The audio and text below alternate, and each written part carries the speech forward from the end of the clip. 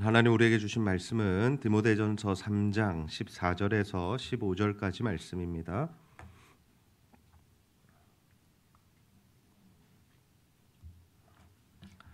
디모데전서 3장 14절에서 15절까지 말씀 우리 한 목소리로 함께 읽겠습니다. 시작. 가기를 바라나 이것을 내게 쓰는 것은 만일 내가 지체하면 너로 하여금 집에서 어떻게 행하여야 할지를 알게 하려 함이니 이 집은 살아계신 하나님의 교회요 진리의 기둥과 터니라. 아멘. 여러분, 우리가 주일마다 교회 나와서 예배를 드리고 있습니다. 그런데 교회가 무엇인가 라는 이 정의를 잘 내리는 것이 정말 중요합니다. 보통 사람들은요 교회를 건물이라고 생각합니다. 건물이라고 생각하죠. 그래서 우리가 교회 간다라는 이런 표현들을 많이 사용합니다. 그래서 오늘도 교회를 오신 거죠. 이 부산시 금정구 금강로 366에 있는 그 제자들 교회, 우리가 그곳에 모이게 되었습니다. 그러나 이 교회라는 것은요 사실 이 건물만을 의미하지 않습니다. 물론 건물도 의미하지만 더 중요한 게 뭐냐면 예수를 믿는 사람들의 모임, 다시 말해서 하나님의 자녀가 된 자들의 모임을 우리가 교회라고 부르는 것이죠. 예수님께서 이 땅에 오셨습니다. 그리고 공생의 사역을 하시고요 십자가에 달려 죽으셨어요. 그리고 부활하시고 승천하신 이후에 이 땅에 교회를 남겨두셨습니다. 교회가 그때부터 시작이 되는 거예요. 그러면 이 교회가 뭐냐라는 건데, 이 교회를 우리가 헬라어로 보면요 에클레시아라는 단어를 사용하게 됩니다. 이 단어의 뜻이 무엇이냐면 바로 부르심을 받았다라는 의미입니다. 세상으로부터 무언가 목적을 위해서 부르심을 받은 자들, 따로 구별된 자들, 그들이 바로 교회다라는 거죠. 그래서 교회는 세상과는 다른 거룩한 존재입니다. 정말 주님을 주인으로 모시고 하나님 아버지의 자녀된 자로서 이제는 세상과 달리 살아가야 하는 존재가 바로 교회다라는 거죠. 근데 우리가 인류의 역사를 살펴봐서 압니다. 이 교회 가운데는 늘 문제와 어려움과 또 여러 가지 갈등과 아픔들이 있어 왔습니다. 주님께서 세우신 교회인데, 주님께서 가장 귀하게 여기시는 공동체가 교회인데 왜 교회에 이런 일들이 일어났을까요? 그리고 지금 이 시대에도 늘 교회에는 문제가 존재하죠. 교회 안에 여러 가지 문제들 때문에 사회적으로 이슈가 되기도 하고, 교회를 다니는 사람들이 상처를 받기도 하고, 그래서 교회를 떠나기도 한다라는 거예요. 그러면 이러한 문제들이 있음에도 교회가 필요한가라는 질문을 한번 던져보고 싶습니다. 그럼에도 불구하고 교회가 필요할까? 그래서 어떤 사람들은요 뭐라고 이야기하냐면 교회 다닐 필요 없어. 그곳에 가면 사람들 때문에 시험 당하고 상처받고 아파. 그러니 그냥 혼자 집에서 예배 드리고, 요즘에는 뭐 TV도 있지만 유튜브 너무 잘 되어 있으니까 내가 원하는 목사님 설교 들으면서 은혜 받고, 또 마음이 감동이 되면 거기다 이 헌금도 보내고 계좌로 헌금을 보내고 그러면 되지, 꼭 우리가 이 교회라는 곳에 모여야 하는가라는 질문을 하게 된다라는 겁니다. 여러분 어떻게 생각하세요? 우리가 왜 이렇게 교회에 모여서 함께 신앙생활을 할까요? 교회라는 곳이 도대체 왜 필요한 것일까요? 하나님께서는 이 교회를 어떻게 생각하실까요? 사도 바울은 여러 지역을 다니면서 복음을 전했습니다. 여러 지역을 다니면서 복음을 전하다 보니까 뭐가 발생하게 되냐면 교회가 발생해요. 다시 말해서 예수를 믿는 자들이 늘어나고, 그러면서 서로가 한 공동체를 이루면서 함께 예배하고 찬양하고 떡을 떼며 성찬을 하며 그렇게 교회 공동체를 형성해 나갔습니다. 우리가 이 교회를 생각할 때 한 가지 딱 떠올리면 좋은 용어 또는 개념이 무엇이냐면요 바로 가정 또는 가족입니다. 이 교회를 우리는 어떻게 생각하냐면 이 가정 또는 이 가족으로 생각하면 참 좋다라는 거예요. 교회는 친목 단체가 아닙니다. 여러분 동의하십니까? 친목 단체가 아니에요. 뜻이 맞는 사람들끼리 모이는 것도 아니에요. 정치색이 비슷한 사람들끼리 만나는 것도 아닙니다. 그리고 내가 무언가 이익을 얻기 위해서 오는 것도 아니다라는 거예요. 교회는 예수 그리스도께서 피로 사신 공동체입니다. 피로 사셨다라는 것은 예수 그리스도께서 십자가에 달려 죽으심으로 말미암아 누구든지 예수를 믿으면 구원을 받을 수 있게 되었고, 그 사람들이 모여지게 된 곳이 교회고, 그 교회를 누구에게 부탁하세요? 베드로에게 부탁하고 떠나셨다라는 거예요. 주님의 제자에게 나의 양들을 먹이라 치라, 그들을 먹이라는 그 말씀을 주시면서 이 교회라는 이 공동체를 베드로에게 맡기고 가셨다라는 거예요. 그 이후로 계속해서 사도들이 또 하나님의 사람들이 이 교회를 계속해서 섬기고 또 교회에서 리더 역할을 감당하면서 이때까지 교회가 이어지게 된 것이죠. 그래서 교회라는 것은요, 우리가 원하는 대로 또 우리가 하고 싶은 일을 하기 위해서 모이는 것이 아닙니다. 무언가 내가 유익을 얻기 위해서 오는 것도 아니고요. 내가 은혜 받는 것도 중요하지만 그것보다 더 중요한 목적이 있습니다. 교회는요, 예수 그리스도께서 머리 되시고 하나님이 영광 받으시는 것이 교회가 되어야 할 줄로 믿습니다. 여러분, 우리는 예배 드리면서 내가 은혜 받아야지, 여기에 많은 초점을 맞춰요. 내가 오늘 은혜 받고 내가 오늘 하나님의 말씀으로 또 깨달아지고 내 상처가 치유되고, 맞는 말입니다. 필요한 일이죠. 그러나 그것보다 우선되어야 할 것이 뭐냐? 교회는 하나님을 예배하는 곳이고 하나님을 높여드리는 곳이고 하나님께 영광을 올려드리는 그러한 공동체다라는 거예요. 교회는 분명한 목적이 있게 세워진 공동체입니다. 하나님께서 세우신 이유가 있다라는 거예요. 오늘 말씀을 보면요, 바울이 교회를 어떻게 설명하고 있습니까? 디모데전서 3장 15절 말씀 우리 함께 한번 읽어보겠습니다. 시작.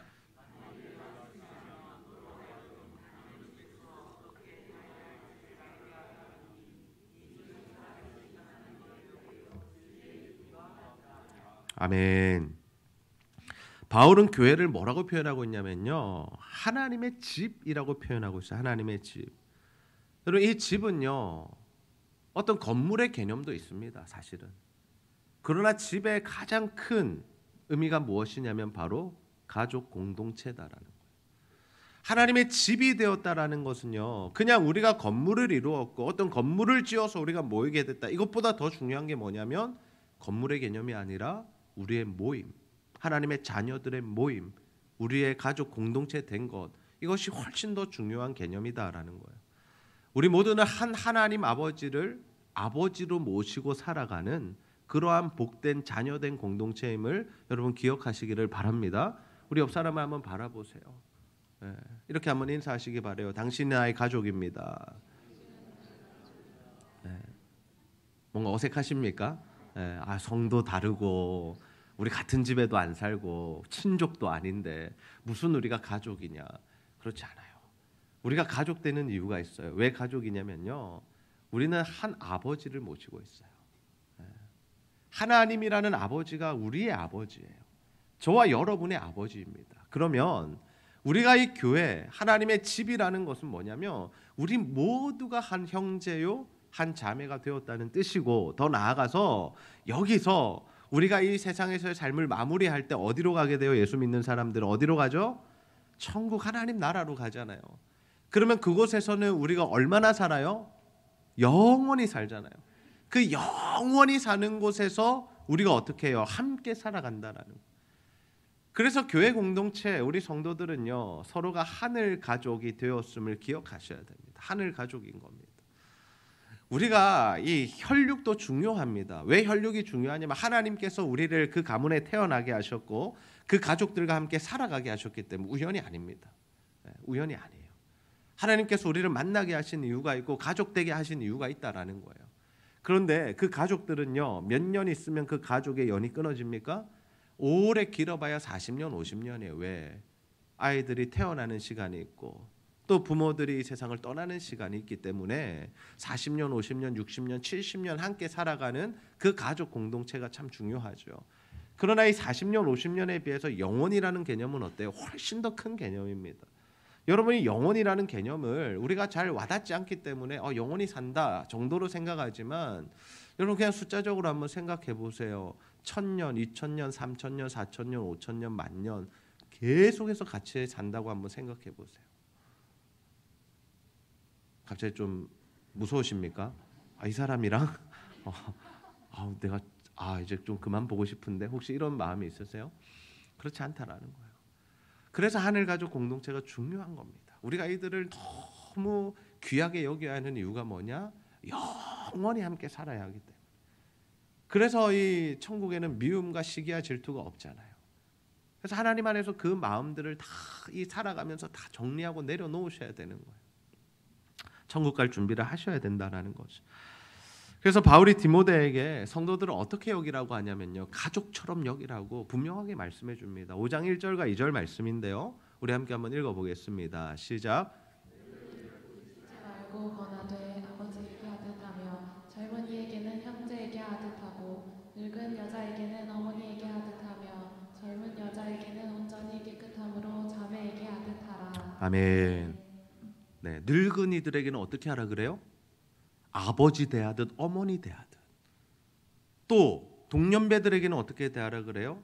형제를 대하듯. 그러나 젊은 자매들에게는 온전한 깨끗함으로. 이 말씀에 우리가 신앙생활을 어떻게 해야 하고 교회를 어떻게 이루어 가야 하는가 하는 이 원리가 담겨져 있습니다. 이 짧은 말씀이지만 정말 우리가 이 말씀을 통해서 신앙생활하는 자세를 돌아보고 하나님 안에서 질서 있게 신앙생활에 나가야 한다라는 거예요. 디모데에게 주는 말씀이지만 그러나 디모데에게만 해당되는 것이 아니라 모든 성도들에게 해당되는 말씀이 바로 이 원리입니다. 먼저는요, 우리가 젊은 사람들은 상대적으로 자신보다 나이가 많으신 분들, 연세가 있으신 분들을 어떻게 대하라는 거예요? 예의를 갖추고 대하라는 거예요. 요즘에는요, 이 예의가 너무 많이 무너졌어요. 뭐 집에서도요, 자녀 세대들이 부모 세대들에게 반말하는 경우가 많아요. 물론 친밀함을 나타내는 것이기도 합니다만은, 그러나 이 용어부터 중요하거든요. 우리가 부모님을 어떻게 대하느냐는 이 마음의 태도부터 달라지거든요. 교회도 마찬가지인 거예요. 가정도 마찬가지지만 이 가정의 확대가 교회로 본다라면 우리가 어른들을, 교회에 계신 어르신들을 잘 예의 있게 대하고 그들을 아버지 대하듯 어머니 대하듯 그렇게 대하는 것이 필요하다라는 겁니다. 이 사회적인 분위기가요, 너무 나빠지고 있어요. 왜 나빠집니까? 어른들을 존경하고 존대하는 이 분위기가 사라져 버렸습니다. 예전에는 버스 타나 지하철 타나 어르신들이 오면 어떻게 해요, 여러분? 어떻게 해야 돼요? 일어나서 자리 양보해 드렸잖아요. 왜 그랬어요?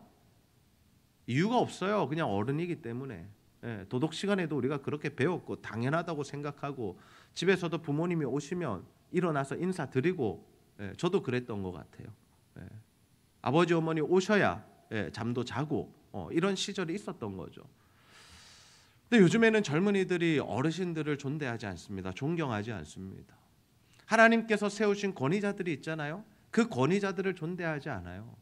여러분, 대통령이 우리의 마음에 드는 정책을 펼 수도 있고 그렇지 못할 때도 있습니다. 인격적으로 훌륭할 수도 있고 정말 훌륭하지 않을 수도 있어요. 그러나 성경의 가르침은 무엇입니까? 하나님께서 세우신 자를 존중하고 그를 위하여 기도하라는 것이 하나님의 가르침이에요. 교수와 교사도 마찬가지입니다. 우리 아이들 학교 가서 배우잖아요. 학교 가서 배우는데요, 이 선생님들을 부모가 존중하지 않으면요, 아이들도 동일하게 그들을 그렇게 대하게 되는 거예요. 아이들이 부모님 혼나고 와서 부모님에게 얘기하고, 오늘 선생님이 나 혼냈어. 그러면요, 저 때는 어떻게 했냐면요, 그래, 네가 혼날 만한 일을 했겠지. 선생님한테 죄송하다고 했니? 뭐 때문에 혼났니? 다시는 그러지 마. 이렇게 저는 가르침을 받았습니다. 그러니까 선생님한테 혼난 이야기를 집에 와서 하면 어때요? 본전도 못 찾는 거예요. 차라리 안 하는 게 나은 거예요. 학교 생활 잘하고 있는 척 하는 게 더 좋은 거예요. 근데 요즘은 어때요? 엄마, 나 선생님한테 혼났어. 왜? 무슨 일이야? 감히 내 하나밖에 없는 이 귀한 딸을 누가 뭐라 그랬어? 그리고 실제로 어떤 일이 벌어지냐면요, 부모들이요, 선생을 찾아가고 고발하고 때리기도 하고 자녀들 앞에서 무릎 꿇려가지고 사과시키기도 하고 교사들이 자살까지 한대요. 권위가 땅에 떨어진 거예요. 그리고 사회적 분위기가 이렇게 간다고 해서 교회도 그렇게 가야 되나? 그렇지 않습니다. 우리 예수 믿는 우리 자들은 달라야 한다라는 거. 우리 여기 중고등학교 학생들 있는데 청년들도 있고요. 여러분의 부모들을 존경하시기를 축복합니다. 그래야 하나님이 여러분에게 복 주시는 거예요.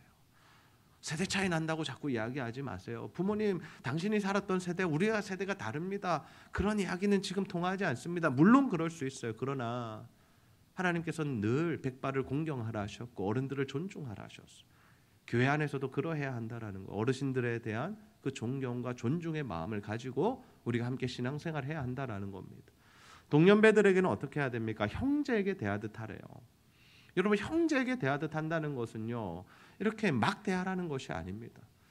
우리가 신앙생활 하다 보면요, 어떨 때 좀 시험에 들게 되냐면 상대방이 나에게 너무 친밀한데 친밀함 때문에 오는 실수들이 있거든요.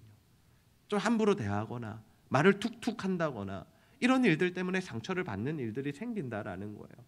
평소에 내가 컨디션이 괜찮고 감정의 선이 괜찮을 때는 아무런 문제가 없어요. 어떤 말을 하든 어떤 표정을 짓든 그냥 넘길 수 있는 문제입니다. 그런데 제가 아파요. 컨디션이 좋지 않아요. 지금 마음에 힘든 일이 있어요. 그런데 누군가가 저에게 좀 좋지 않은 말을 한다거나 함부로 대한다는 것이 느껴질 때, 무시하는 어투가 느껴질 때 그것에 대해서 크게 느껴진다라는 거예요. 교회 안에서도 마찬가지입니다. 형제를 대할 때 정말 이 옆에 있는 동년배 성도들을 대할 때, 특별히 우리는 셀로 묶여 있잖아요. 연세가 거의 다 비슷하시잖아요. 그 셀원들을 대할 때 정말 서로 존대하고 존중하는 그런 문화를 만들어 가시기를 주님의 이름으로 축복합니다. 그리고 이 여자들에 대할 때는 어떻게, 디모데가 남자기 때문에 여자에 대해서 이야기한 거예요. 젊은 여자들에게는 정말 온전하게 깨끗해야 된다. 무슨 말이에요? 다른 마음 품어서는 안 된다라는 거예요. 교회 안에서는요, 친밀해질 수 있어요. 함께 기도하고 함께 신앙생활하고 자신의 삶을 나누다 보면요, 서로가 이런 친밀해지다 보면 오히려 조금 위험해질 수 있다라는 거예요. 어떤 부분에서? 성적인 부분에서요. 이것이 젊은 사람들에게만 해당되는 것은 아닌 것 같습니다. 연세가 어떠하시든지 이 부분을 정말 조심하셔야 돼요. 저도 이것 때문에 정말 많은 에너지를 쓰고 있습니다. 여러분, 제 방에 CCTV가 있는 거 아세요? 제 방에 함부로 들어오시면 안 됩니다. 목양실에. CCTV를 왜 설치해 뒀냐면요, 제가 목회를 하면서 남성들이랑 만나는 것은 아무 상관이 없어요. 오해를 생길 일도 없어요. 시대가 좀 이상해져서 또 그럴 수도 있겠습니다만은, 근데 교회 안에는 여자 성도들이 많고 여자 청년들이 많고 여자 학생들이 많이 있잖아요. 제가 스스로 제 자신이 저를 조심하기 위해서 CCTV를 제 방에 단 거예요. 컴퓨터 화면부터 우리 이 테이블까지 다, 또 누가 들어왔다 나가는지가 다 이 CCTV에 기록이 되고 저장이 됩니다. 의도적으로 그렇게 하는 거예요. 저도 조심해야 되고 제 방에 와서 상담을 하는 분들도 조심해야 돼요.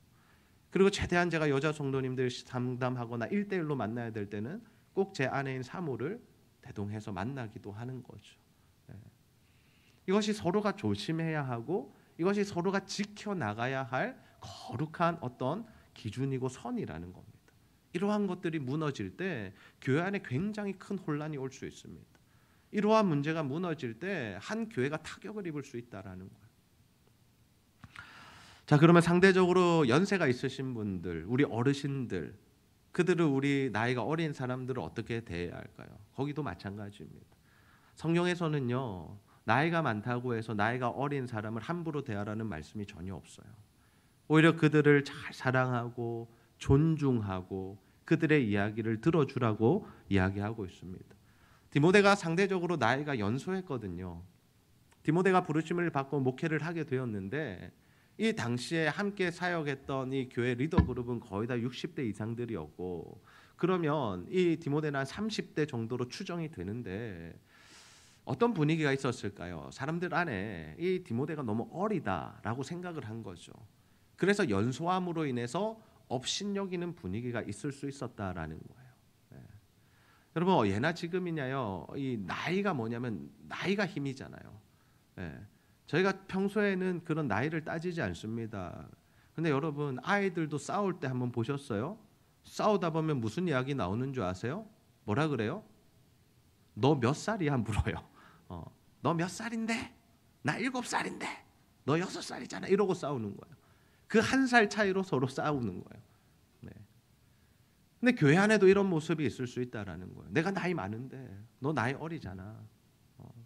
이렇게 우리가 함부로 대할 수 있다라는 거예요. 그러나 우리가 그렇지 않습니다. 교회 안에는요, 거룩한 직분과 호칭들이 있어요. 목사, 장로, 권사, 집사, 성도, 형제, 자매, 이렇게 좋은 거룩한 호칭들이 있습니다. 그래서 우리가 상대방을 부를 때 꼭 호칭을 붙여서 부르셨으면 좋겠어요. 장로님, 권사님, 집사님, 형제요, 자매요, 목사님, 우리가 이런 부분들이 필요하다라는 거예요. 제가 목회를 하면서 부교육자 시절에 있을 때 참 귀한 목사님들로부터 가르침을 받았습니다. 배웠습니다. 물론 목사님의 목회를 전적으로 제가 따르는 것은 아닙니다.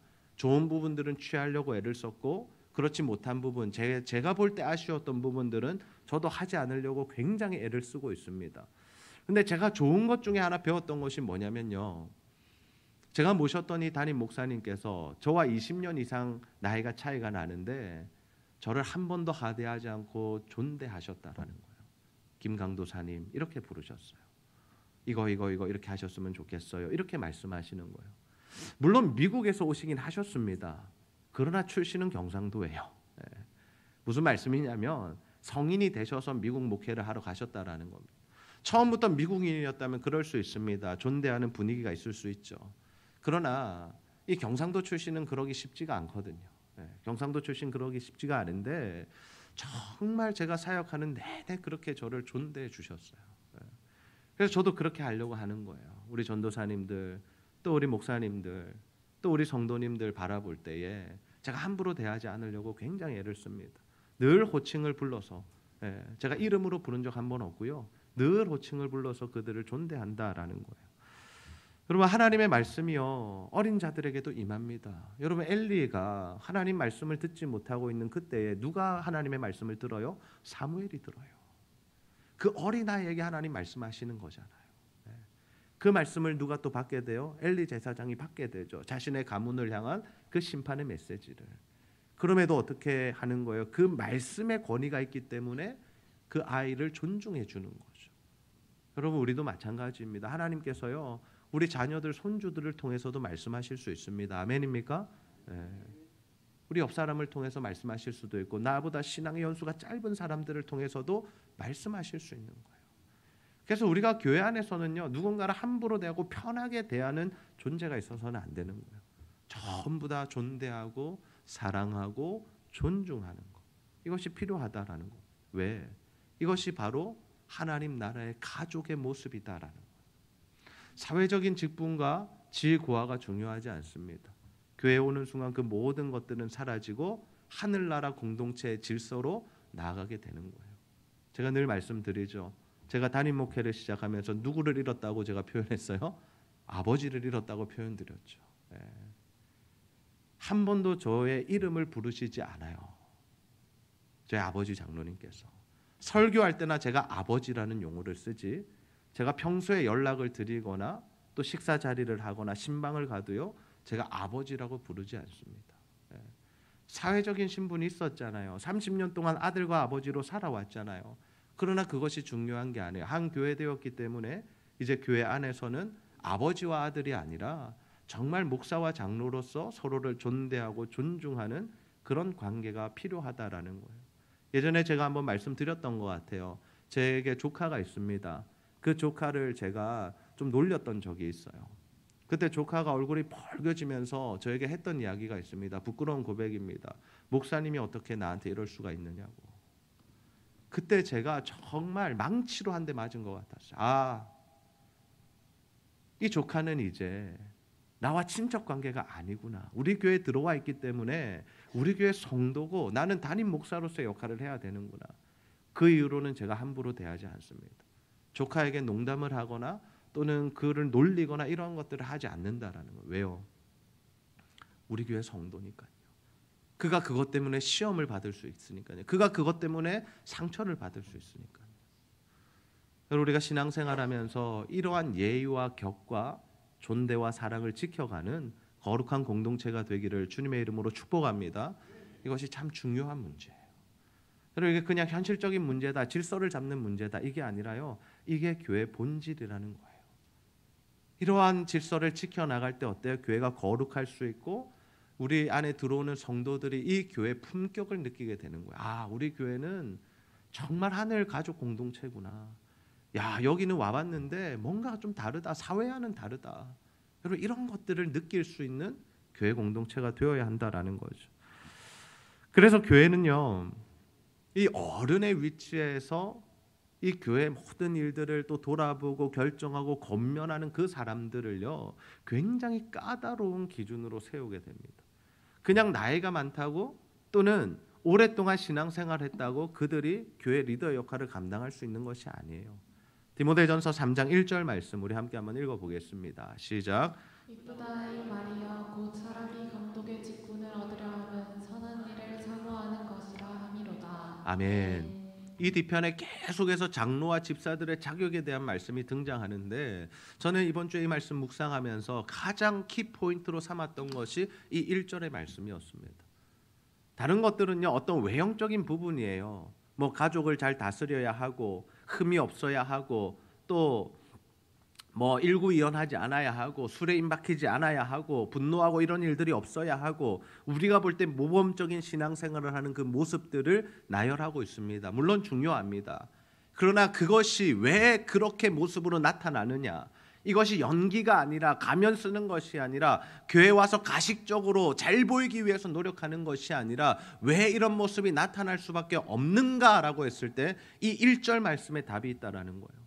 1절 말씀이 뭐라고 이야기합니까?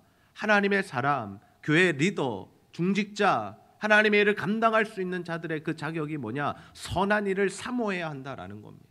선한 일을 사모해야 한다라는 거. 선한 일이 뭐예요? 세상이 말하는 도덕적인 삶 그게 아닙니다. 항상 성경 안에서 선한 일은요, 하나님이 원하시는 일을 말씀하는 거예요.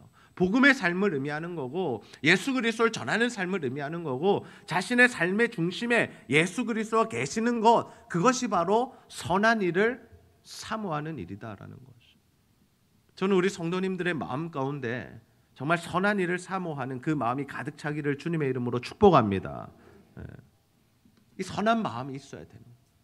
하나님 나라를 향한 마음이 있으셔야 되고 내가 정말 주님 뜻대로 살고 싶어하는 그 마음이 있으셔야 돼요. 그러면 삶이 어떻게 변화되는 거예요? 점점 더 주님 닮아가는 모습으로, 거룩한 모습으로, 세상과는 구별된 모습으로 점점 달라진다라는 거예요. 우리가 사랑하는 사람이 있으면 그 사랑하는 사람이 원하는 대로 삶의 모습이 점점 달라지게 되는 거잖아요. 이 사람이 내가 담배 피우는 게 싫다라고 이야기하면 내가 이 사람을 사랑하면 담배를 끊게 되는 거잖아요. 제가 술 마시고 정말 계속해서 허랑방탕한 삶을 살고 있는데 저를 사랑하는 사람이 와서 그렇게 살지 않았으면 좋겠어요, 술을 좀 끊었으면 좋겠어요 라고 이야기한다라면 정말 어떻게든 내가 끊어보려고 애를 쓰지 않겠습니까? 그럼 마찬가지입니다. 하나님을 우리가 사모한다는 것, 정말 선한 일을 도모하고 그 일을 감당하고 싶은 그 마음이 있으면요, 점점 무엇과 멀어지냐면 선하지 않은 것들과는 멀어지는 거예요. 죄와는 멀어지는 겁니다. 하나님이 기뻐하시지 않는 일과는 점점 멀어지는 거예요. 한순간에 딱 끊어지지 않을 수 있습니다. 사도 바울처럼 완전한 회심, 한 번의 극적인 회심을 이루는 자들도 있지만 점진적인 성화와 점점 거룩하여지는 그 길이 우리가 가는 길이다라는 거예요. 어떤 부분은요, 한순간에 끊어지는 부분들이 있어요. 하나님께서 딱 충격을 주실 때 다시는 내가 이거 하지 않아야지 라고 그 죄를 끊어버리는 사람들이 있어요. 그러나 그 외에 또 삶의 영역 안에서는 그렇지 못할 때가 있다니까요. 그래서 하나하나 하나님께서 그 문제를 다루어 가실 때 우리가 점점 주님 앞에 거룩해져 간다라는 거예요. 그래서 시간이 지나면서 왜 교회가 이런 리더들을 선출했냐? 모범이 되는 사람들이 필요했던 거예요. 정말 하나님의 말씀대로 살아가는 자들이 누구인가를 어떻게 보여줘야 돼요? 삶으로 보여줘야 되잖아요. 삶과 신앙이 분리될 수 없는 거잖아요. 주님을 믿는 것과 세상에서의 삶이 다르다면 우리는 주일만 거룩하고 나머지 날은 거룩하지 않은 거죠. 그러나 주님은 우리를 어떻게 부르셨어요? 우리를 거룩한 자로 부르시고 365일 24시간 거룩한 삶을 살아가게 하신다라는 거예요. 그것이 바로 교회의 개념입니다. 이어서 바울이 그래서 이렇게 표현하는 거예요. 디모데전서 3장 15절 말씀 보십시오. 후반절에 보시면요, 이 집은 살아계신 하나님의 교회요 진리의 기둥과 터니라. 진리의 기둥과 터, 이 말씀이 중요합니다. 살아계신 하나님의 교회라는 것은 뭐냐면 하나님께서 살아계시다라는 거예요. 살아계신 하나님이 우리의 주인 되신다라는 거예요. 그 말씀의 통치를 받는 겁니다. 그럼 진리의 기둥과 터는 뭡니까? 교회 중심은 진리에 있다라는 거예요. 교회 중심은 사람에게 있지 않습니다. 교회 중심은 시대적 변화에 있지 않습니다. 교회 중심은 어떤 시대적 흐름에 있지 않습니다. 교회 중심은 어디에 있습니까? 진리, 하나님의 말씀, 예수 그리스도 복음에 있다라는 거예요. 지난번에도 제가 설명드렸습니다만은 그래서 교회는요 이래야 돼요. 교회는 상식적이어야 돼요. 상식이 통하는 교회가 되어야 됩니다. 이 교회라는 이름으로 우리가 모였잖아요. 예수 믿는 자들이 모였잖아요. 그런데 상식적이지 않은 결정과 행동들을 해서는 안 된다라는 거예요. 다시 말해서 세상 사람들이 볼 때 그 기대와 수준 이하의 삶을 살아가는 것이 교회 안에서는 허용되어서는 안 된다라는 겁니다. 물론 은혜, 주님의 사랑, 긍휼이라는 이름으로 우리가 형제의 연약함들을 덮어줄 필요는 있습니다. 그러나 그것을 그냥 습관적으로 짓는 죄악들을 그냥 합리화시켜버리고 우리는 예수 믿었으니까 괜찮아, 우리는 천국 갈 거니까 괜찮아, 이러는 것은 하나님께서 허용하시지 않는다라는 거예요. 그것이 바로 진리의 기둥과 터라는 말씀입니다. 그 상식을 지켜가는 가운데 교회는 사실 어떤 공동체냐면요, 기억하십시오. 교회는 상식을 초월하는 공동체입니다. 상식보다 무너진 수준에서 사는 것을 그냥 교회니까 은혜로 덮자, 이게 교회가 아니라요, 상식을 초월하는 공동체. 세상이 말하는 상식을 지켜가는 수준에서의 공동체가 아니라 그 상식을 성경이라는 기준으로, 예수 그리스도의 기준으로 초월하는 공동체잖아요. 세상은 뭐라고 그래요? 네가 뺨 한 대 맞으면 너도 뺨 한 대 돌려줘라 라고 이야기하잖아요. 세상이 그렇게 이야기하잖아요. 네가 당한 거 있어? 너도 갚아줘. 저 사람이 너 미워해? 너도 그 사람 미워해. 관계 끊어 그냥. 우리가 그렇게 배워왔잖아요. 세상에서 뭐라고 가르쳐요? 네가 높아져야 돼. 높아지기 위해서는 경쟁에서 이겨야 돼. 짓밟아, 승리해. 네가 높아져, 네가 올라가 라고 우리는 배우면서 살아가잖아요. 그래서 늘 하는 이야기가 뭐예요? 1등만 기억하는 세상이라는 거예요. 올림픽 나가서 금메달 따야만 카메라가 클로즈업하고 2, 3, 4, 5등은 뭐 그냥 이름도 기억되지 않는 세상이잖아요. 그게 세상의 원리잖아요. 근데 성경의 원리는 뭐예요? 아니, 그렇지 않아. 네가 다른 사람들에게 희생했으면 좋겠어. 네가 밟히더라도 하나님이 원하신다면 네가 그 사람을 용서해주고 그 사람을 정말 허용해줬으면 좋겠어. 원수가 있어? 그 사람 정말 사랑해줬으면 좋겠어. 이것이 하나님의 가르침이잖아요. 이것은 상식을 뛰어넘는 일이잖아요. 우리가 상식적으로 할 수 없는 일들이잖아요. 그러나 진리가 중심이기 때문에, 예수 그리스도가 교회 중심이기 때문에 이러한 일들이 가능해진다라는 거죠. 우리의 모든 삶의 중심에 뭐가 있어야 되냐면요, 하나님의 말씀이 있어야 돼요. 하나님의 말씀이 있어야 돼요. 하나님께서 원하시는 일들이 우리 안에 있어야 된다라는 겁니다. 교회의 본질이 무엇이라고 묻는다라면 저는 교회의 본질은 선교라고 말씀드리고 싶어요.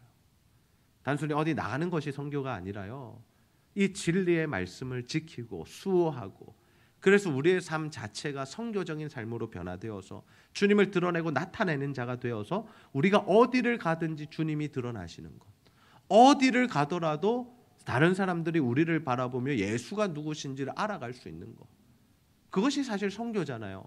타문화권에 선교가는 선교사님들이 하시는 일이 뭐예요? 자신의 삶으로, 자신이 전하는 메시지로 사람들에게 예수가 누구신지를 설명하고 소개하고 복음을 전하는 거잖아요. 그를 위해서 뭘 하는 거예요? 상황화를 하는 겁니다. 그들이 먹고 살면 선교사님들도 먹고 살고, 그들이 뭐 형편없는 집에서 살면 선교사님들도 형편없는 집에서 살고, 그들이 먹는 음식 똑같이 먹으면서, 왜 그렇게 하는 거예요? 복음이 삶으로 전해지니까. 그냥 메시지로만 전해진다라면 메시지 한번 하고 오면 되는 거죠. 설교 한번 하고 오면 되는 거죠. 그러나 삶을 통해서 주가 나타나시고 삶을 통해서 그들이 예수를 보게 되니까. 한 선교사님이 선교하러 가셨다가 원주민에게 죽임을 당해요. 근데 그 선교사님의 아내가 또 그 선교지로 들어가는 거예요. 왜 들어갑니까? 십자가가 뭔지, 사랑이 뭔지, 용서가 뭔지를 보여주는 거예요. 일을 갈면서 들어갔겠어요? 아니면 하나님의 은혜로 들어가셨겠어요? 하나님의 은혜로 들어가는 거예요. 왜?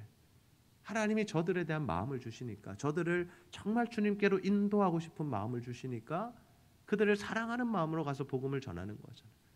그래서 그 부족이 예수를 믿고 주께로 돌아오는 일들이 있는 거죠. 그래서 우리가 해야 할 일이 무엇이냐? 디모데전서 4장 13절 말씀 보십시오. 우리 함께 읽어보겠습니다. 시작. 내가 이를 때까지 있는 것과 권하는 것과 가르치는 것에 전념하라. 아멘. 사도 바울에게 주시는 말씀이에요. 사도 바울이 디모데에게 주시는 말씀이에요. 말씀을 읽고 권하고 가르치는 것에 전념해라. 그럼 우리는 어떻게 해야 돼요? 하나님의 말씀을 읽고 듣고 가르침을 받고 배우고, 그리고 그 말씀 우리가 실천하고 또 그 말씀 다른 이들에게 가르치고, 그 일들을 전념하고 계속해서 하라라는 거예요. 주의 이 진리의 말씀을 전하고 증거하고 사람들에게 나타내고 보여주는 일들을 계속해서 하라는 겁니다. 그것이 우리에게 맡겨진 사명이라는 거예요. 그래서 이 사명을 이룬다는 것은 무엇이냐면요, 우리 삶의 중심에 하나님의 말씀이 있는 거예요. 그냥 몇 시간 공부했다 이게 끝이 아닙니다. 나는 몇 독했어 이게 중요한 게 아니에요. 하나님의 말씀이 내 삶의 중심에 있어야 돼요. 그래서 그 말씀이 점점 나를 변화시켜 가는 거예요. 그 말씀이 살아서 역사하는 거예요. 그 말씀이 나를 자꾸 변화시켜 가는 겁니다. 그 말씀의 인도함을 받는 겁니다. 하루하루를 살아갈 때 그 말씀의 인도하심을 받으셔야 됩니다. 이번 주에도 제가 성도님들을 만나고 또 한우들을 신방하고 목회자를 만나고 강의를 하는 시간을 가졌습니다. 그럼 그 중심에 뭐가 있어야 될까요? 제가 있습니까? 아니요. 하나님이 계셔야 되고요. 하나님의 말씀이 있는 거예요. 하나님의 말씀이 저를 인도해 가는 거예요.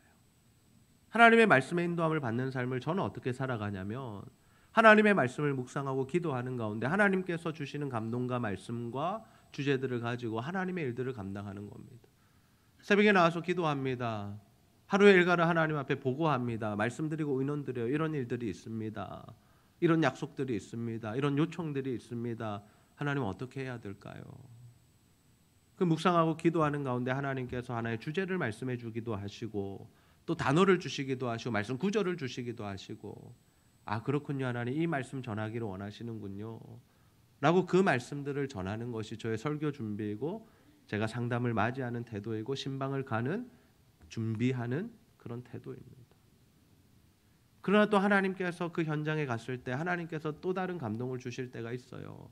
이런 이야기들을 했으면 좋겠다라는 마음을 주실 때가 있어요. 그러면 그 이야기들을 또 함께 하는 거예요. 상담을 할 때 제가 준비하는 것은 뭐냐면, 이 사람에게 어떤 말을 할까를 저는 준비를 잘 하지 않습니다. 저 혼자 답을 가지고 먼저 이 사람이 어떤 이야기들을 하든 나는 이 이야기를 해야지라고 답을 가진 채로 만나지 않고, 하나님 앞에 기도하는 가운데 주신 말씀이 있다면 말씀은 붙들고 있지만, 그것이 아니라 대화하는 가운데 성령 하나님께서 주시는 마음을 따라서 듣기만 해야 되는 날은 제가 그냥 듣기만 해요. 또 함께 대화하게 하시면 대화하게 하고요, 저로 하여금 강하게 권면하게 하실 때는 권면까지 합니다. 그래서 저에게는 어떤 원리가 있는 것이 아니에요. 하나님이 원하시는 대로 그 사람에 따라서, 그 현장과 그 시간에 따라서 그렇게 진행이 되어 가지는 거죠. 여러분, 우리의 삶이 동일할 줄로 믿습니다. 우리의 일상이 늘 반복되잖아요. 똑같은 삶을 사는 것 같잖아요. 아침에 일어나서 새벽 기도하고 또 출근했다가 쭉 일했다가 저녁 먹고 지쳐서 들어와서 좀 쉬다가 주무시고, 그리고 또 그 다음 날 일어나서 또 하루를 시작하고, 이 별반 다를 게 없는 삶이에요. 근데 이때 하나님의 말씀의 인도를 받는 것은 너무나 중요한 일이다라는 거예요. 우리가 살아가면서 하나님의 말씀이 우리의 삶을 인도하셔야 우리가 밥 먹는 것도 가치가 있어지고요, 이 사람을 만나는 일에도 가치가 있어지고요, 우리가 일하는 그 일에도 가치가 있어지고, 그 일들을 통해서 하나님의 나라가 이루어지고 하나님이 원하시는 일들이 이루어져 간다라는 거예요. 저는 우리가 이 하나님의 말씀을 오늘도 한번 기억했으면 좋겠어요. 교회는 하나님의 집이다. 하나님의 집이다. 여러분, 우리가 가족 되었습니다. 여러분, 가족들 함부로 대하지 마시고 정말 사랑하시고 존대하시고 존중하시고 예의를 갖추시고 격을 갖추셔서 정말 하늘 가족 공동체의 모습으로 신앙생활에 나가시기를 소원합니다. 두 번째, 진리의 기둥의 터입니다. 우리 삶, 우리 교회는 하나님의 말씀이 주인 되시고 그 말씀의 인도함을 받는 공동체가 되어야 해요. 세상의 기준, 여러분 그 정도로 판단하지 마세요. 교회는 믿음으로 판단하는 곳이고, 교회는 하나님의 말씀의 인도함을 받는 곳입니다. 누구도 아니라고 생각하고 세상적 기준에서는 절대로 해서는 안 되는 일이지만, 믿음으로 원수를 사랑하기도 하고 용서하기도 하고, 우리가 피해를 보더라도 그 일을 감수하기도 하고, 그 일들이 왜 가능하냐? 하나님이 말씀하시니까. 그럼 날마다 말씀을 묵상하는 가운데 이 하나님의 말씀에 인도함을 받는 저와 여러분 되시기를 소원합니다. 주일에 하나님의 주시는 이 말씀을 붙들고 일주일을 살아내십시오. 이 말씀을 그냥 듣고 좋았다 또는 은혜 받았다로 끝내지 마시고 정말 이 말씀이 일주일의 삶을 지배하도록 만들어 가십시오. 또 읽고 묵상하시고 하나님의 뜻이 이루어져 가는 것을 바라보십시오. 그래서 정말 우리의 삶을 통해서 일상을 통해서 정말 교회가 이루어지고 하나님의 나라가 세워지고 선교가 이루어지는 그런 복된 인생, 복된 삶 살아가게 되시기를 주님의 이름으로 축복합니다.